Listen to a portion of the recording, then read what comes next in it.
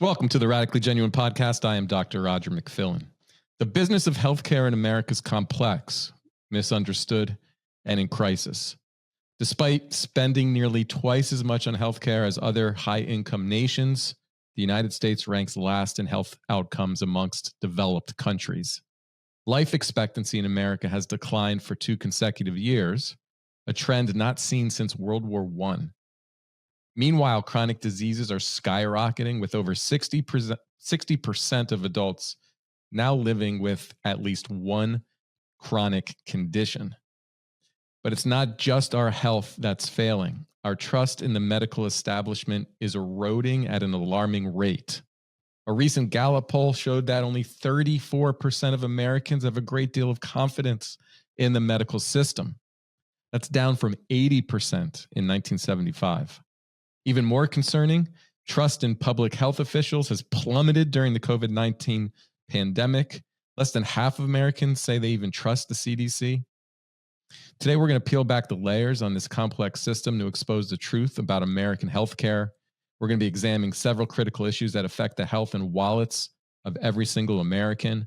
We'll get into the Affordable Care Act. It was promised as a solution to our healthcare woes, but has it delivered? We'll explore how this landmark legislation has reshaped the medical landscape, its impact on family medicine and private practice in particular. The results may surprise you. The industrialization of healthcare, we've transitioned from personalized care to what many are just calling assembly line medicine. There's huge corporate influence in medicine. Who is really making the decisions about your health? We'll follow the money from insurance companies, hospital administrators, the role of major medical organizations, of course, pharmaceuticals, really revealing how financial interests are increasingly shaping patient care. I mean, is there an illusion of an independent medical doctor at this point? The decline of independent medical practice. This is on the backbone of a lot of the legislative changes that have occurred in the country. I mean, is it now nearly impossible for a physician to act independently and have a separate business outside of corporate interest and having to meet the high standards, rigid standards set by the U.S. government? So this isn't just going to be another independent medical. This isn't going to be just another healthcare discussion. I mean, we're here to challenge prevailing narratives. We have to question some of the established norms, shine light on aspects of the system that many would prefer just to keep in the shadows. I mean, if you follow corporate media, you're never really going to get an understanding of what American healthcare really is in practice. Our goal is not here to sensationalize. We're here to stimulate critical thinking. And hopefully by the end of this episode, you and I will have a clearer understanding of the forces shaping healthcare, empowering all of us to make informed decisions about our health in this increasingly complex system. To have this conversation today, I'm proud to welcome Doctors Tim and May Hindmarsh, who's hosts of a great podcast, the BS Free MD podcast. They're both experienced family practice physicians with over 30 years in small town practice, covering a wide range of medical roles. With their background in family practice, hospital medicine, urgent care, they're going to bring a wealth of information to this conversation. May, Tim, welcome to the Radically Genuine Podcast. Thanks for having us. Super excited. And I was going to add to that wonderful bio you read, and Tim's wealth of, we joke, knowledge of being on every, I think, committee available in the systems that we were part of. So he's got a lot of insight, which your listeners and you will find fascinating, on how our views have changed over the years with gathering that information. Absolutely. Yeah, I can't wait to pick your brain. There's so many questions I personally have that I don't even understand it. They don't make necessarily logical sense to me, but they've become the norm in healthcare practice. But let's just introduce the both of you to my audience. If you can give us a little bit about your background and how you kind of broke free from the system and why you did. That could take a whole episode. So, well, here's some fun facts. Maybe you don't know this yourself. So Tim and I actually were born and raised in Canada. We grew up in the Canadian healthcare system that so many people we meet nowadays worship and cherish and want the American system to be. And that has I think a lot more faults than benefits at this point. And that really has shaped our thinking and is part of the reason how we ended up in the US. And we'd love to talk about that as well. But having family still in that system, family members practicing medicine, as my sister's still a nurse up in that system, visiting my dad, and my mom passed. And it's horrible what's happening up there. When we were residents and in our final year of family practice residency in Edmonton, the government in Canada put out as a way to control where doctors practice, basically. And since they're the only insurance company, they basically said, we need more physicians in rural areas, and we need to control where physicians are. So what we're going to do is not pay anybody. You need a billing number to bill the government for services. So you won't get a billing number unless you stay in whatever province you did your training. And that was indefinitely. No one knew how long that would last. So all of us new grads coming out of the system at that time in 94, as well as many others who were fed up with the system, thought, this is restrictive. How can I, as a professional, be told by a governing body that where I have to actually live in the country? What other, profession does that? So what happened was, at the same time as more managed care was coming out in the US in the 90s, and everyone needed to stop hopping from specialist to specialist, and insurance companies were wanting the family practice, internal medicine, primary care docs to be the quarterback of the team and kind of control things. Recruitment got heavy, and people fled Canada like crazy for the US. And so we were one of the 2/3 of our graduating class that left Canada, came to the US. Some went back, but many of us stayed. And so what happened was then Tim and I found the perfect little community that was very similar to how we were trained in Canada as far as the system, the practice, in rural Oregon. And we lived in a town of 8,000, practiced actually in 2 different communities, and did rural family practice. And Tim did full obstetrics care as well as a family practice. I did not do obstetrics. We did hospital medicine, which included taking care of our patients in the ICU. We did rounds on our in-hospital patients. We didn't do ER down here, but it was small town family medicine. We were coroners, death investigators. We did death investigations. I had one day where I actually drove to a funeral home, did a death investigation on 2 kids high on meth that drove into a tree after they were chased by 3 different police jurisdictions, and then went to the hospital, delivered one of my best friend's wives' baby, and then, held the hand of a dying guy in the ICU. That was it. We did everything. And then I got involved in leadership, was on the parent board of a 7-hospital system, tons of committees. I started to see how everything worked on the insurance side, because we actually, our hospital system had 2 insurance lines. And then I started seeing how the government was involved in all of this stuff, and how they really made the rules and steered the ship using carrots and sticks, financial carrots and sticks. And I was like, well, this is complete nonsense, because you have a bunch of, people in Washington, D.C. making decisions, essentially patient care decisions, using money. And so this void, what's the ultimate therapeutic relationship? It's where you have a connection with, your physician, your therapist, whoever it is. And there's this mutual beneficial trade for getting better and connecting as human beings. Well, since we've had third payer payment in the United States, which is essentially since the end of World War II, that void has gotten further and further and further apart. And really, the consumer of healthcare is the one that pays for it. And we have 65 or 70% of payments going through federal and state governments. So really, as a physician, if I take insurance, the customers that I'm taking care of are the insurance companies and the governments, not the patient.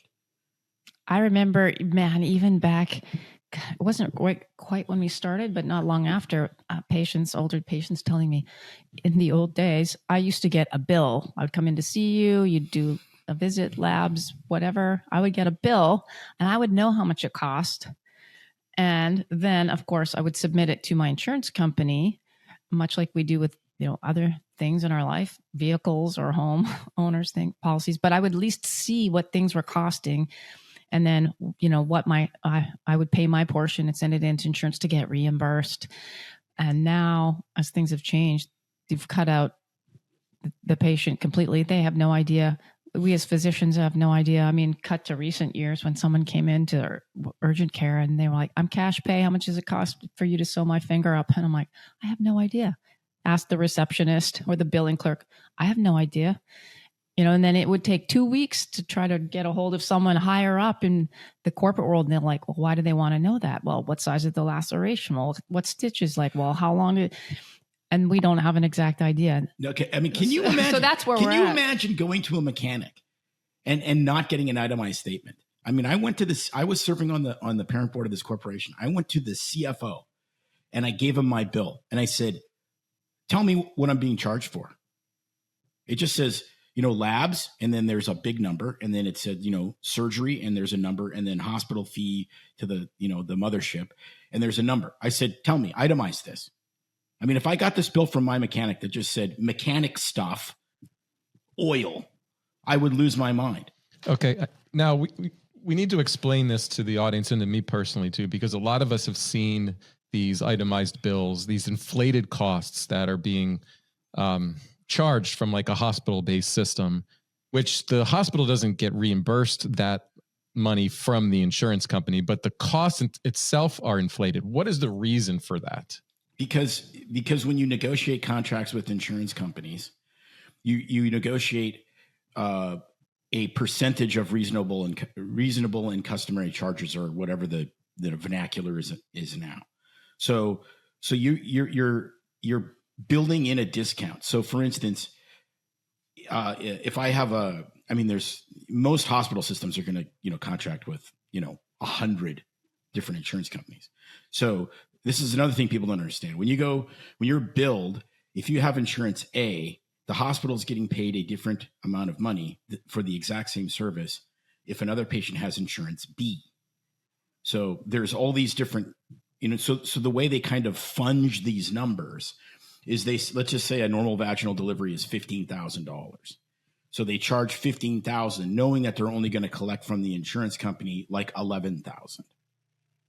And so then, the cash pay patient gets a 10% discount. Yeah, but you're getting a 10% discount off of what? Off of what the insurance company would get paid, or off of what the actual bill is? So in which case you're actually getting screwed by 10%, depending on how you look at this stuff. And so these charges get inflated, which I think is just a logical consequence of the fact that when you don't have transparency in what something costs, of course it's going to become more expensive. You can hide the costs in there.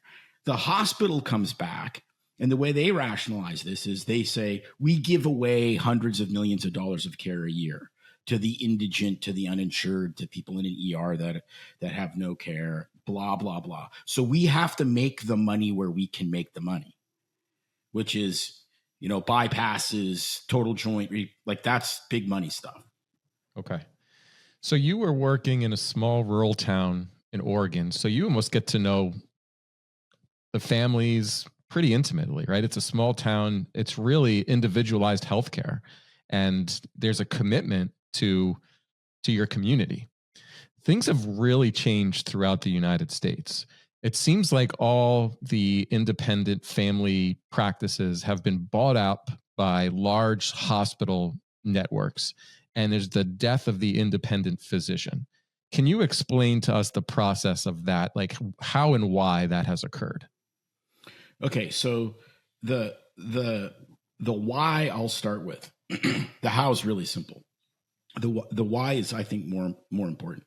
The reason it's happened is, if you look back, even when we started, you just had a paper chart, you saw a patient, you prescribed a medication or whatever, and you dictated into a dictaphone, and somebody transcribed that, and that was your note.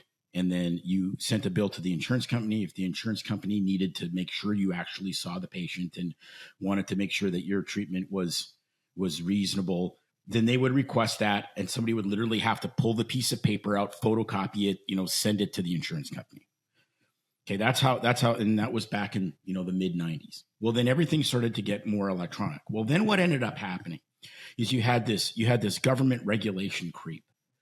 where, okay, well, you're not going to get paid the same amount unless you can do all these extra metrics. Okay, so what are the metrics? The metrics are things like you haven't been to your doctor in 6 months, and you're going in for something simple like a hangnail, and they ask you, do you feel safe at home? They give you a depression inventory. They ask you how many beers you drink, and, blah, blah, blah. Do you have monkeypox? Like all this ridiculous stuff that you don't necessarily care about.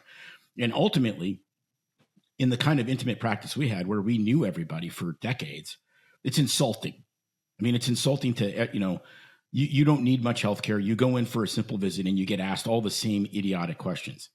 So they're trying to data mine, and all of this started back really, really, really intensely in 2008 with the stimulus package, where the federal government, through Centers of Disease or CMS, Centers for Medicare Systems, implemented value-based care.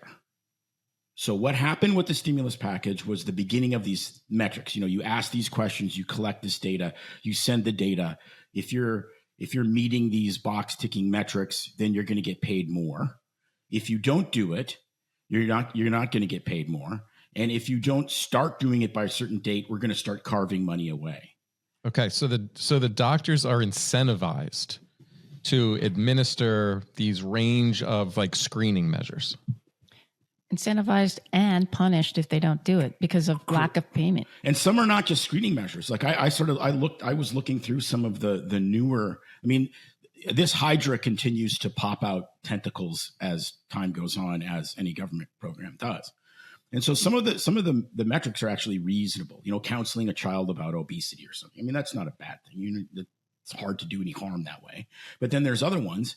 If your patient has been diagnosed with heart failure, do you have them on an ACE inhibitor? Like mandating that they're on a certain medication.